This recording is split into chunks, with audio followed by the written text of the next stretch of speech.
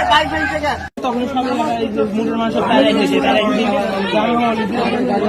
খালি পাইছে সাঁটারের সাথে খালি দিয়েছে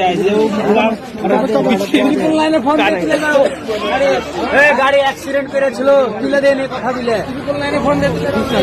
পুলিশ আসছে বলে কি অ্যাক্সিডেন্ট কি একদিন কি বাজে আওয়াজ করেছে জনগণ মেরে গেছে আবার অ্যাক্সিডেন্ট কি তারপরে জনগণের কথা হ্যাঁ মুসল্লিরা ধরে মেরেছে